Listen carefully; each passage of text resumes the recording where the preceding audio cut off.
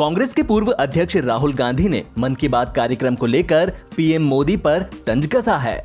30 अगस्त की सुबह 11 बजे पीएम मोदी का यह कार्यक्रम रेडियो समेत विभिन्न प्लेटफॉर्म्स पर प्रसारित हुआ था।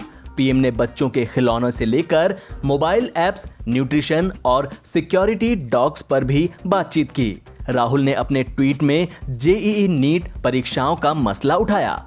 कांग्रेस सांसद ने लिखा कि जेईई नीट के परीक्षार्थी चाहते थे कि पीएम परीक्षा पे चर्चा करें, लेकिन पीएम ने खिलौनों पे चर्चा कर डाली। साथ ही उन्होंने मन की नहीं, स्टूडेंट्स की बात हैशटैग का भी इस्तेमाल किया है। कांग्रेस लगातार जेईई नीट का मुद्दा उठा रही है। पार्टी अध्यक्ष सोनिया गांधी ने 2 दिन पहले एक बयान में स्टूडेंट्स से कहा था कि आपके भविष्य से संबंधित कोई भी निर्णय होता है तो यह महत्वपूर्ण है कि इसमें आपकी सहमति होनी चाहिए। राहुल गांधी ने भी मामले पर एक वीडियो बयान जारी किया था। उन्होंने कहा था कि नीट जेईई उम्मीदवारों की सुरक्षा के साथ सरकार की विफलता की वजह से समझौता नहीं किया जाना चाहिए। सरकार को निश्चित ही सभी हितधारकों की बात सुननी चाहिए और एक नतीजे पर पहुंचना चाहिए। राहुल ने कहा, मैं जो समझ नहीं पा रहा हूं वह ये है कि आपको क्यों जवाबदेह बनाया जा रहा है। सरकार को क्यों आप लोगों पर कुछ थोपना चाहिए। यह महत्वपूर्ण है कि सरकार छात्रों की सुने। पीएम मोदी ने मन की बात कार्यक्रम में कहा कि हमने इस बात पर मंथन किया कि भारत के बच्चों को नए नए खिलौने कैसे मिले, भारत टॉय प्रोडक्शन का बहुत बड़ा हब कैसे बने। पीएम ने कहा कि आप सोचिए कि जिन राष्ट्र के पास इतनी विरासत हो, परंपरा हो, विविधता हो, युवा आबादी हो, क्या खिलौनों के बाजार में उनकी हिस्सेदारी इतनी कम होनी चाहिए? हमें अच्छा लगेगा क्या? जी नहीं, ये सुनने के बाद आपको भी अच्छा नहीं लगेगा। उन्होंने कहा कि आप सभी के लिए लोकल खिलौनों के लिए वोकल होने का समय है। आइए हम अपने युवाओं के लिए कुछ नए प्रकार के अच्छी क्वालिटी वाले खिलौने बनाते हैं। पीएम मोदी की इसी बात पर राहुल गांधी ने उन पर तंज कसा है। केंद्रीय आवास एवं शहरी कार्य मंत्रालय ने अनलॉक 4 के दिशा निर्देशों के तहत मेट्रो ट्रेनों के परिचालन को मिली अनुमति के बाद इस संबंध में मानक संचालन प्रक्रिया यानी कि एसओपी को अंतिम रूप देने के लिए 1 सितंबर को मेट्रो रेल निगमों के सभी प्रबंध निदेशकों की एक बैठक बुलाई है। एक अधिकारी ने ये जानकारी दी। अधिकारी के मुताबिक देश में 17 मेट्रो निगम हैं और मंत्रालय द्वारा एक विस्तृत एसओपी जारी होने के बाद वे स्थानीय जरूरतों को ध्यान में रखते हुए अपनी विस्तृत नियमावली जारी कर सकते हैं। अधिकारी ने कहा कि पहले से ही सभी मेट्रो निगमों में वितरित कर दिए गए एसओपी पर 1 सितंबर को वीडियो कॉन्फ्रेंसिंग के माध्यम से विस्तार से चर्चा की जाएगी। अधिकारी ने बताया कि सभी प्रबंध निदेशकों से मंत्रालय द्वारा वर्तमान स्थिति को ध्यान में रखकर तैयार किए गए एसओपी पर गौर करने को कहा गया है। इन सारे सुझावों पर बैठक में विचार किया जाएगा और फिर उस हिसाब से एसओपी को अंतिम रूप दिया जाएगा।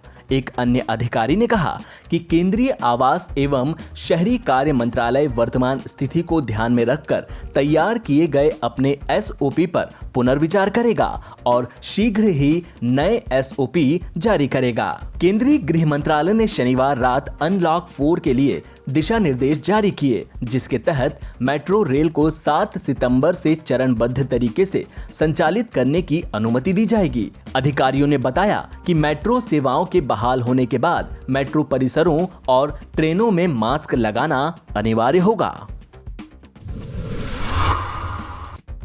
भारत से बीते 24 घंटे में कोरोना वायरस के लगभग 80,000 नए मामले सामने आ चुके हैं। इसी के साथ कुल मामलों की संख्या 35 लाख को पार कर गई है।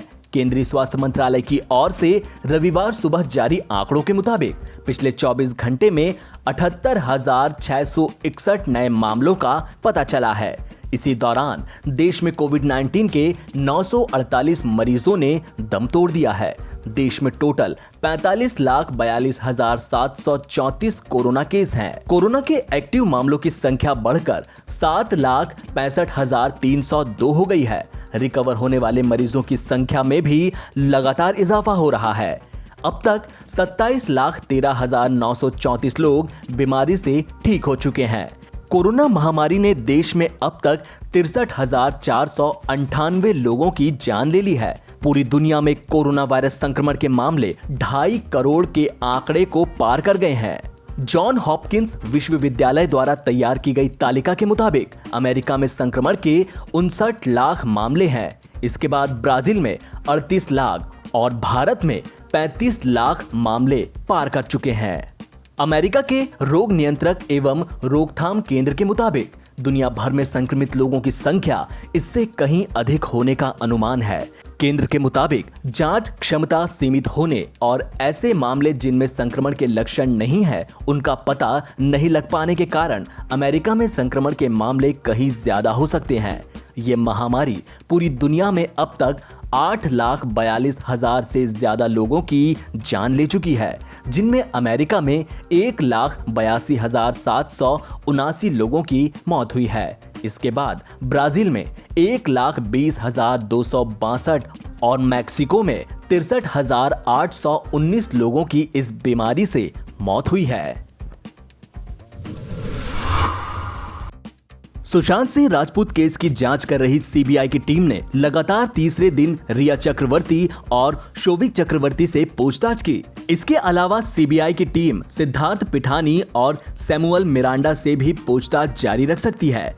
पहले दिन रिया से 10 घंटे जबकि दूसरे दिन शनिवार को रिया से 7 घंटे तक पूछताछ चली थी। सुशांत सिंह राजपूत केस में ड्रग्स का एंगल सामने आने के बाद मुंबई के कुछ ड्रग डीलरों की जांच हो सकती है। सूत्रों के मुताबिक साउथ मुंबई के 2 ड्रग्स डीलरों की जांच सीबीआई कर सकती है। ऐसा माना जा रहा है कि इसके साथ ही बॉलीवुड में ड्रग्स के कनेक्शन की जांच की जा सकती है। इस मामले में नारकोटिक्स कंट्रोल ब्यूरो ने कुछ ड्रग पैडलर्स से पूछताछ भी की है।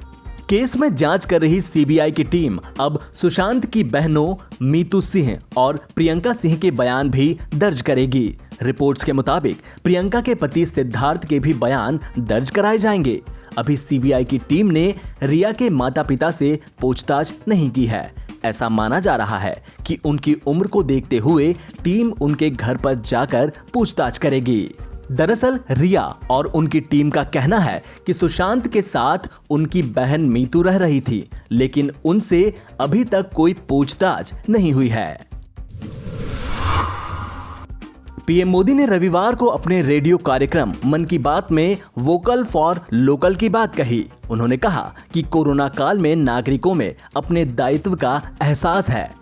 पीएम मोदी ने कुछ ऐप्स के भी नाम बताए जो कि भारत के युवाओं ने ही डेवलप किए हैं। मेरे प्यारे देशवासियों, भारतीयों के इनोवेशन और सॉल्यूशन देने की क्षमता का लोहा हर कोई मानता है और जब समर्पण भाव हो, संवेदना हो तो ये शक्ति असीम बन जाती है। इस महीने की शुरुआत में देश के युवाओं के सामने एक ऐप इनोवेशन चैलेंज रखा गया। इस आत्मनिर्भर भारत ऐप इनोवेशन चैलेंज में हमारे युवाओं ने बढ़ चढ़कर के हिस्सा लिया। करीब 7,000 एंट्रीज आई। उसमें भी करीब 2/3 ऐप्स टियर 2 और टियर 3 शहरों के युवाओं ने बनाए हैं। ये आत्मनिर्भर भारत के लिए, देश के भविष्य के लिए बहुत शुभ संकेत है। आत्मनिर्भर ऐप इनोवेशन चैलेंज के रिजल्ट्स देखकर आप जरूर प्रभावित होंगे। काफी जांच परख के बाद अलग अलग कैटेगरी में लगभग 2 दर्जन ऐप्स को अवार्ड भी दिए गए हैं। आप जरूर इन ऐप्स के बारे में जानें और उनसे जुड़ें। हो सकता है आप भी ऐसा कुछ बनाने के लिए प्रेरित हो जाएं। इनमें एक ऐप है कुटुकी किड्स लर्निंग ऐप। ये छोटे बच्चों के लिए ऐसा इंटरेक्टिव ऐप है जिसमें गानों और कहानियों के जरिए बात बात में ही बच्चे मैथ साइंस में बहुत कुछ सीख सकते हैं। इसमें एक्टिविटीज भी हैं, खेल भी हैं। इसी तरह एक माइक्रो ब्लॉगिंग प्लेटफॉर्म का भी ऐप है। इसका नाम है KOO कू। इसमें हम अपनी मातृभाषा में टेक्स्ट, वीडियो और ऑडियो के जरिए अपनी बात रख सकते हैं, इंटरेक्ट कर सकते हैं। इसी तरह चिंगारी ऐप भी युवाओं के बीच काफी पॉपुलर हो रहा है। एक ऐप है आस्क सरकार। इसमें चैटबॉट के जरिए आप इंटरेक्ट कर सकते हैं और किसी भी सरकारी योजना के बारे में सही जानकारी हासिल कर सकते हैं, वो भी टेक्स्ट, ऑडियो और वीडियो तीनों तरीकों से। ये आपकी बड़ी मदद कर सकता है। एक और ऐप है स्टेप सेट गो। ये फिटनेस ऐप है। आप कितना चले, कितनी कैलोरीज बर्न की, ये सारा हिसाब ये ऐप रखता है और आपको फिट रहने के लिए मोटिवेट भी करता है। मैंने कुछ ही उदाहरण दिए हैं, कई और ऐप्स ने भी इस चैलेंज को जीता है। कई बिजनेस ऐप्स हैं, गेम्स के ऐप्स हैं, जैसे is equal to books and expense, Zoho workplace, FTC talent. आप इनके बारे में नेट पर सर्च करिए, आपको बहुत जानकारी मिलेगी। आप भी आगे आए, कुछ इनोवेट करें, कुछ इम्प्लीमेंट करें।